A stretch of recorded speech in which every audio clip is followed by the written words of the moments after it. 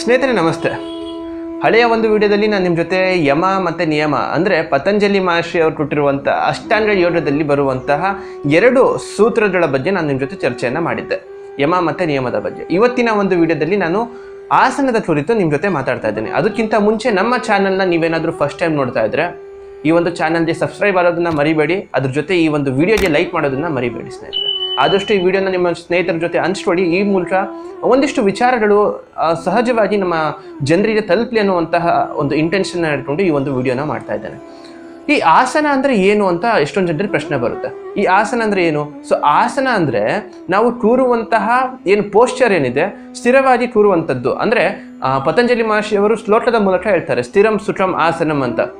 ಯಾವ ಪೋಸ್ಚರಲ್ಲಿ ಕೂತಾಗ ನಿಮಗೆ ಸ್ಥಿರತೆ ಅನ್ನುವಂಥದ್ದು ಉಂಟಾಗಿ ಆ ಆಸನದ ಲಾಭವನ್ನು ಸಂಪೂರ್ಣವಾಗಿ ನೀವು ಅನುಭವಿಸ್ತಿರಲ್ಲ, ಅದನ್ನು ನಾವು ಆಸನ ಅಂತ ಕರಿಬೋದು ಸ್ನೇಹಿತರೆ.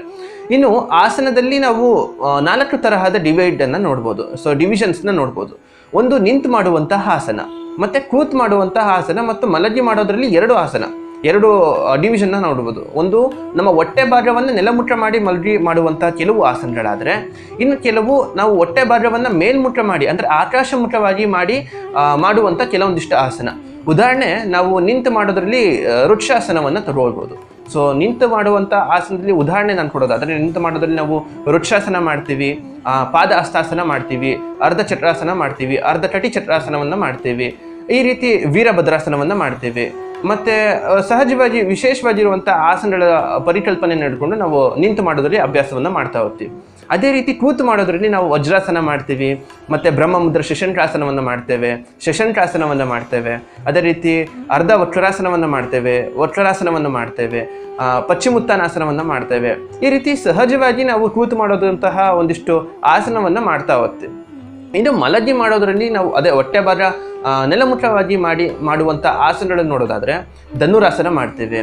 ಅದೇ ರೀತಿ ನಾವು ನಾವಾಸನವನ್ನು ಮಾಡ್ತೇವೆ, ಮತ್ತು ಭುಜಂಗಾಸನವನ್ನು ಮಾಡ್ತೇವೆ, ಶಲಭಾಸನವನ್ನು ಮಾಡ್ತೇವೆ. ಈ ರೀತಿ ವಿಶೇಷವಾಗಿ ನಾವು ಆಸನವನ್ನು ಮಾಡ್ತಾ ಹೋಗ್ತೇವೆ. ಯಾವುದರಲ್ಲಿ ನಮ್ಮ ಹೊಟ್ಟೆ ಭಾಗವನ್ನು ನೆಲಮುಖವಾಗಿ ಮಾಡುವಂಥ ಆಸನದ ಒಂದು ಸೀರೀಸ್ನಲ್ಲಿ ನೋಡೋದಾದರೆ.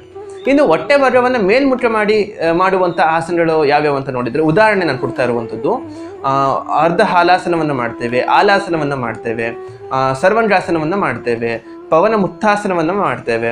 ಈ ರೀತಿ ವಿಶೇಷವಾಗಿ ನಾವು ಕೆಲವೊಂದು ಸೀರೀಸ್ಗೆ ಕೆಲವೊಂದು ತಕ್ಕಂತಹ ಆಸನಗಳು ಒಂದಣೆ ಆಗಿರುತ್ತೆ ಸ್ನೇಹಿತರೆ. ಇನ್ನು ನಾವು ಈ ಇಷ್ಟೆಲ್ಲ ಆಸನಗಳ ಒಂದಿಷ್ಟು ಮಾಹಿತಿಯನ್ನು ನಾವು ತಿಳ್ಕೊಂಡ್ವಿ. ಈ ಆಸನ ಬರೋದಕ್ಕೆ ಕಾರಣ ಏನಪ್ಪ ಅಂತ ನೋಡೋದಾದರೆ, ಸೊ ಉದಾಹರಣೆಗೆ ನಾವು ಈ ಭುಜಂಗಾಸನವನ್ನು ಒಂದು ಉದಾಹರಣೆಯಾಗಿ ನೋಡೋದಾದರೆ, ಭುಜಂಗಾಸನ ಒಂದು ಕ್ರೋಬ್ರಾ ಫೋರ್ಸ್ ಅಂತ ನಾವು ಕರಿತೀವಿ. ಒಂದು ಎಳೆ ಎತ್ತಿರುವಂತಹ ಆವಿನ ಒಂದು ಆಕಾರ ಅಂತ ನಾವು ಕರಿತೀವಿ. ಸೊ ಈ ಒಂದು ಆಸನಾಸನ ಸೆಟ್ ಮಾಡೋದು ಯಾವ ಥರ ಆಗಿದೆ, ಈ ಒಂದು ಹೆಂಗೆ ಆಸನದ ಒಂದಿಷ್ಟು ಹೆಸರನ್ನ ಕೊಟ್ಟಿದ್ದಾರೆ ಅಥವಾ ಆಸನ ಯಾವುದಕ್ಕೆ ಹೋಲಿಕೆಯನ್ನು ಮಾಡಿದ್ದಾರೆ ಅಂತ ನೋಡೋದಾದರೆ, ನಮ್ಮ ಸುತ್ತಲಿರುವಂಥ ಎಷ್ಟೋ ರೀತಿಯಾದಂಥ ಜೀವಿಗಳಿದೆ. ಉದಾಹರಣೆಗೆ ನಾವು ಆವನ್ನು ತಗೊಳ್ಳೋದಾದರೆ, ಈ ಆವು ಎಳೆ ಎತ್ತಿದಾಗ ಯಾವ ರೀತಿ ಒಂದು ಆಕಾರವನ್ನು ಹೊಂದಿರುತ್ತೋ ಅದೇ ರೀತಿ ಭುಜಂಗಾಸನ ಒಂದು ಪರಿಕಲ್ಪನೆ ಇಟ್ಕೊಂಡು ಭುಜಂಗಾಸನ ಅಂತ ಒಂದು ಆಸನ ಮಾಡಿದರು ಸ್ನೇಹಿತರೆ.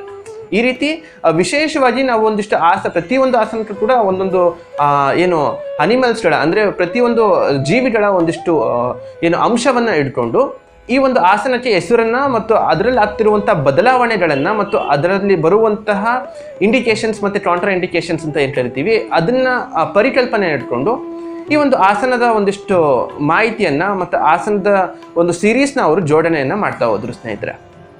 ಇದು ಆಸನದ ಒಂದಿಷ್ಟು ಕೆಲವು ಮಾಹಿತಿ ಸ್ನೇಹಿತರೆ. ಮುಂದಿನ ಒಂದು ವಿಡಿಯೋದಲ್ಲಿ ನಾನು ನಿಮ್ಮ ಜೊತೆ ಮುಂದಿನ ಅಷ್ಟಾಂಗ ಮೆಟ್ಟಿಲುಗಳಾಗಿರುವಂತಹ ಯಮ ನಿಯಮ ಆಸನ ಆಗಿದೆ. ಇನ್ನು ಪ್ರಾಣಾಯಾಮದ ಕುರಿತು ನಾನು ಮುಂದಿನ ಒಂದು ವಿಡಿಯೋದಲ್ಲಿ ಮಾತಾಡ್ತೇನೆ. ಅದಕ್ಕಿಂತ ಮುಂಚೆ ನಮ್ಮ ಚಾನಲ್ಗೆ ಇನ್ನೂ ಯಾರ್ಯಾರು ಸಬ್ಸ್ಕ್ರೈಬ್ ಮಾಡ್ಕೊಂಡಿಲ್ಲ ಆದಷ್ಟು ಬೇಗ ಸಬ್ಸ್ಕ್ರೈಬ್ ಮಾಡ್ಕೊಳ್ಳಿ. ಈ ಒಂದು ವಿಡಿಯೋನ ಹೆಚ್ಚಿನ ಸಂಖ್ಯೆಯ ಜನರಿಗೆ ರೀಚ್ ಮಾಡುವಂತಹ ಕೆಲಸವನ್ನು ನೀವು ಮಾಡಿ ಅಂತ ಹೇಳ್ತಾ ಮುಂದಿನ ಒಂದು ವಿಡಿಯೋದಲ್ಲಿ ಸಿಗ್ತೀನಿ ಸ್ನೇಹಿತರೆ. ಜೈ ಹಿಂದ್.